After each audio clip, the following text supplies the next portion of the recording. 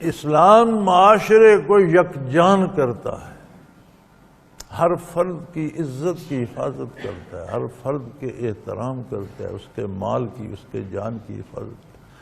تو فرمایا یہ جو چھوٹی چیزیں جنہیں تم سمجھتے ہو، کسی کا مذاق اڑا دیا، کسی کا شکوہ کر دیا، کسی کو لولا لنگڑا کوئی نام دے دیا، یہ بڑے بڑے فساد کی بنیاد بنتی ہے۔ تو جہاں سے بنیاد سے احتیاط شروع کرو تاکہ آگے برائی زیادہ نہ بڑھے۔ پھر ایک اور تماشا ہے، معاشرے میں بہت سی خرابیاں شکوک و شبہات کی پیداوار ہوتی، نہ ہمیں کسی نے بتایا نہ ہم نے دیکھا، ہم سوچ لیتے ہیں فلاں شخص جو ہے نا وہ اس نے میرے خلاف یہ کیا ہوگا۔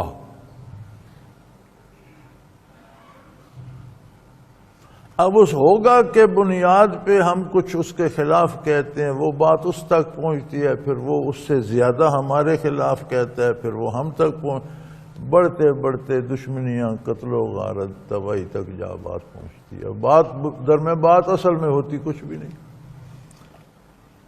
فرمایا یا ایھا الذین آمنوا اجتنبوا کثیرا من الظن، اے وہ لوگوں جنہیں نور ایمان نصیب ہے، یہ کثرت سے ایک دوسرے پر گمان کرنے اور بدگمانی سے بچو، حقائق پر نظر رکھو۔ ایک بزرگ سے کسی نے آ کر شکایت کی کہ حضرت فلاں آدمی جو تھا اس نے آپ کو یہ گالی دی ہے۔ انہوں نے فرمایا اگر تم سچ کہتے ہو تو بات یوں بنتی ہے کہ اس نے مجھ پر تیر چلایا، لیکن وہ راستے میں گر گیا، مجھے نہیں لگا۔ اس نے گالی دی، میں نے سنی نہیں، مجھے کوئی علم نہیں، وہ تیر راستے میں، تم نے جا کر وہ تیر وہاں سے اٹھایا اور آ کر مجھے چبھو دیا۔ میں تو گالی تمہاری زبان سے سن رہا ہوں نا، وہ تیر جو اس نے مارا تھا وہ تو راستے میں گر گیا، تم نے جا کر وہاں سے اٹھایا اور آ کر میرے سینے میں چبھو دیا، میرے مجرم تو تم ہو۔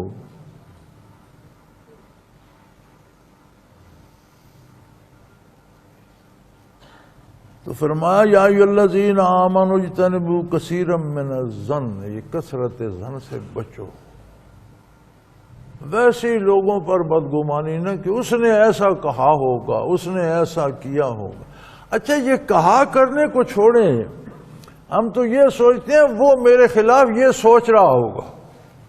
یہ عجیب بات ہے بھئی، نہ اس کے منہ سے بات نکلی، نہ کلمہ نکلا، نہ کسی نے سنا، نہ کوئی گواہ ہے۔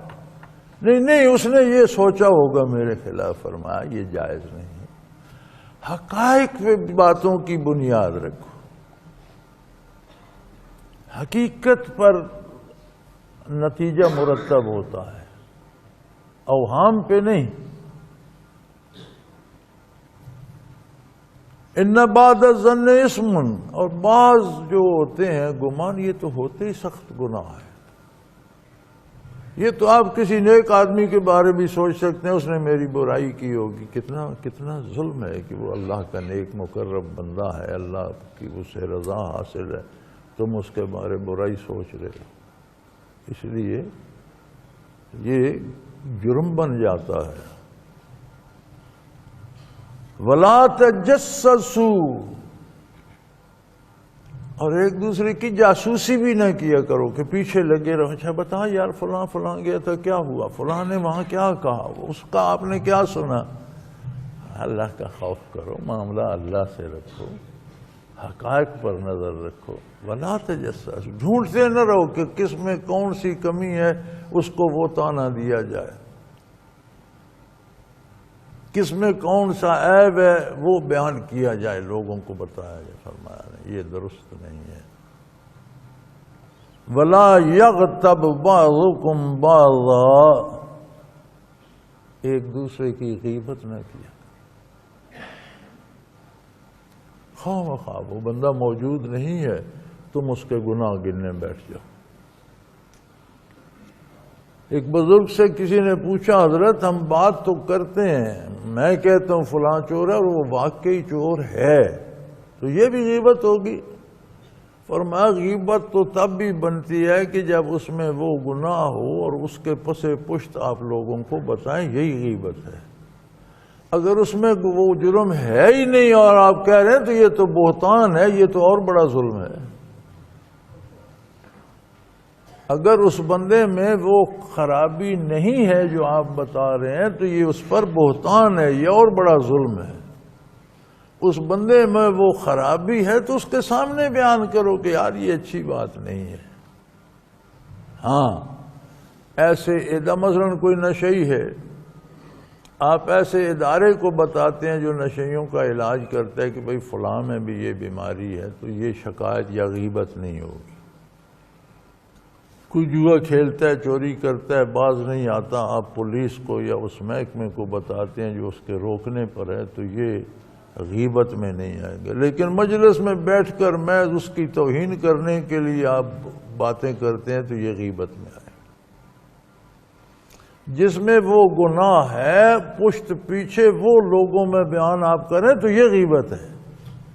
اگر اس میں وہ گناہ ہے ہی نہیں تو پھر تو آپ اس پر بہتان لگا رہے ہیں جو اور زیادہ ظلم ہے۔ اور غیبت ایسے ہی ہے،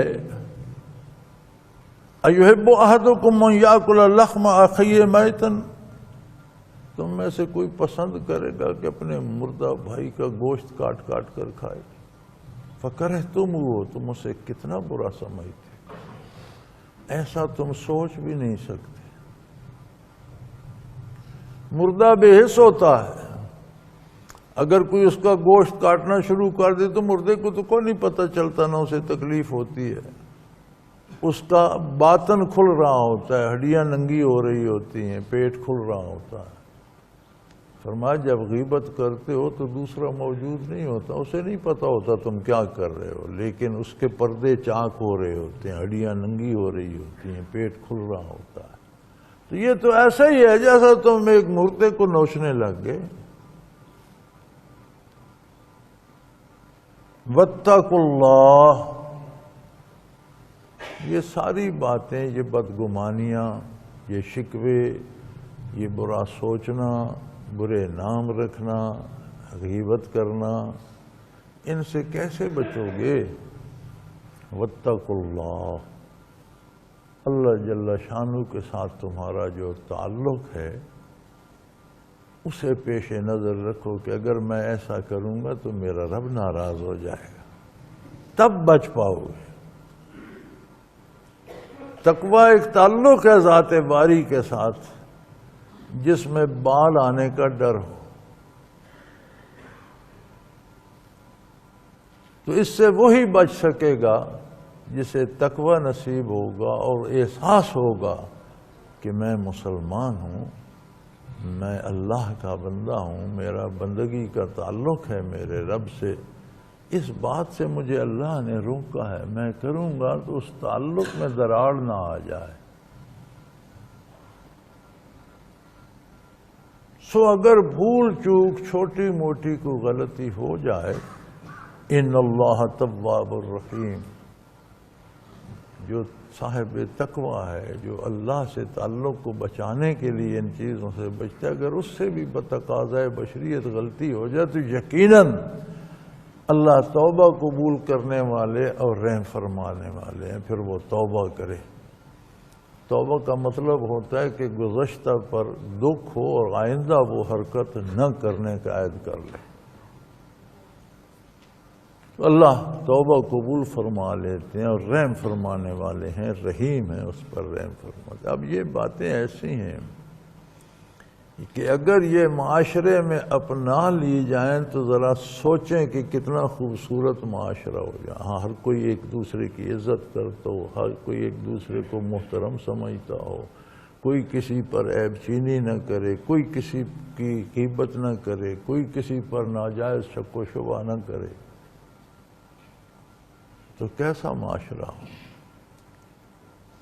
یہ وہ معاشرہ ہے جو نبی کریم صلی اللہ علیہ وسلم نے تشکیل دیا تھا۔